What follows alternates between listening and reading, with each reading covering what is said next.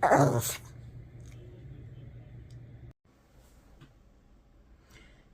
Carnivores, it's Sunday night and I just wanted to report that I had a much better night last night. I did get some sleep. Let's see. I'm looking at my graph over here. I didn't have any trouble. I only recorded for my first segment of sleep until 4:53 this morning when I got up to go to the bathroom. I didn't put the pulse oximeter on after that, but this is like over 5 hours, and 5 hours of uninterrupted sleep is a blessing when you get, my age and have to get up multiple times a night. A 5-hour stretch is pretty good, but my max pulse rate was 84, and my minimum, my dog's whining, my minimum oxygen saturation is 77.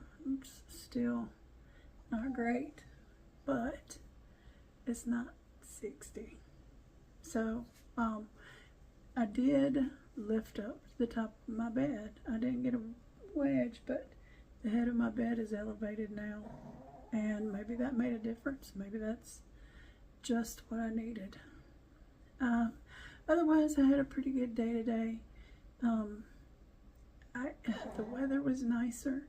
It got up in the 60s, so I was able to go and sit out on the back porch. I read my book, and I've got this it's a tabletop fire pit. It makes a swirling flame. It's about yay tall, well, a little taller.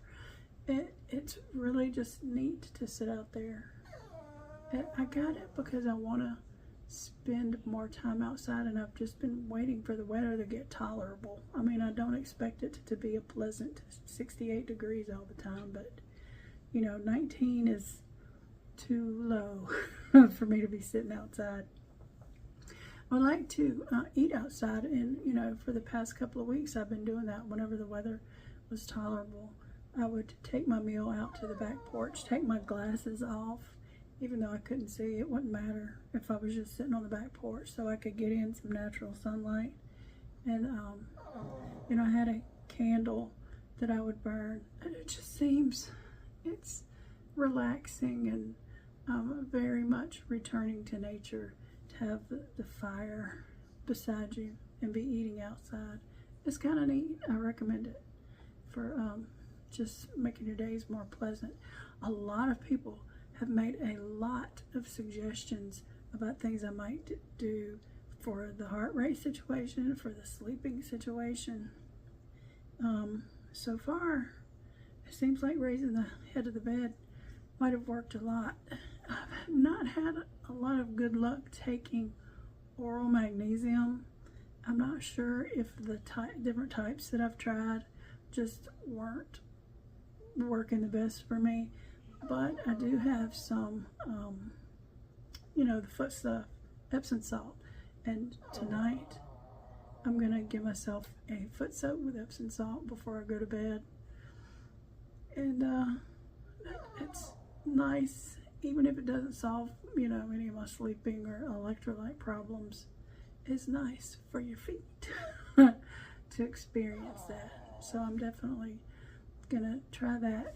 Another thing I'm wondering about, and more than one person has mentioned it, might be detoxing, and that has occurred to me as well. This is probably the third time I've gone through this health situation, just feeling really bad, I guess is the best way to say it. And I know there are a lot of things at play that might be causing that. Whenever your fat cells are shrinking, they're releasing toxins into your body. The gut microbiome, all of those different microbes in there that you want to get rid of, they die off in stages.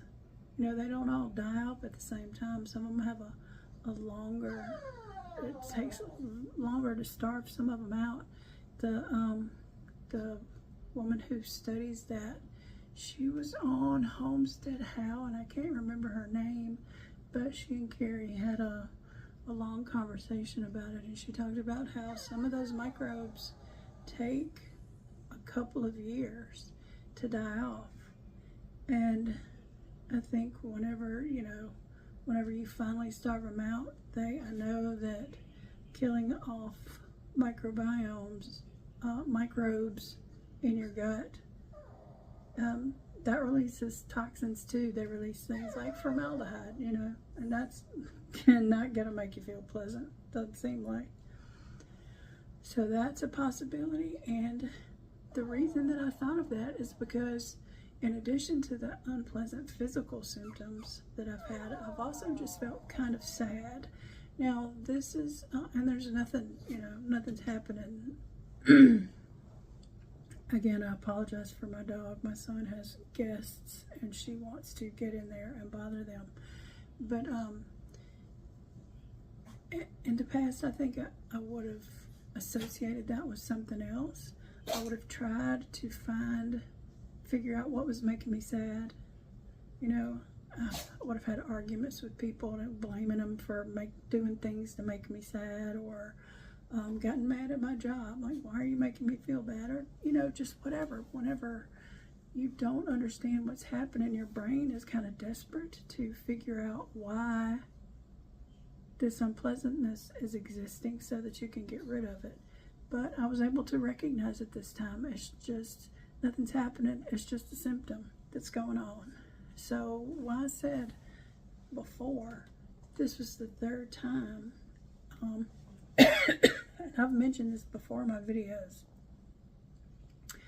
I have had, like at the 4-month mark of being on Carnivore, I had a really bad anxiety attack that lasted for several days. And, after that, it went away. And then 4 months after that, I had another one. And this was in maybe June of last year. So, really bizarre. So I had one in February of last year, and then another one in June, something like that. Anyway, and it's been, 8 months. So that's nice. A year, maybe the next one will be 16 months away. I was just hoping they'll get farther and farther apart. But, I think that your body does things to protect you from that. And that's why I think that we have weight loss stalls sometimes, or times when the weight loss slows down a lot, because it's just not good for your health to be exposed to all those toxins at once. It seems like it would be very dangerous. So in any case, I'm thankful for that. Ma'am, why are you still stressing me out? She's mad at me. She's fine. I'm wrapping it up anyway. I did want to report that I got a good night's sleep last night. My oxygen saturation and pulse was much better, and I'm just really thankful for that. I'm looking forward to another good night's sleep tonight. I'll let you know how the Epsom salt soak goes though, and hope it goes good. But I will talk to you all in the next one. I hope you have a good evening.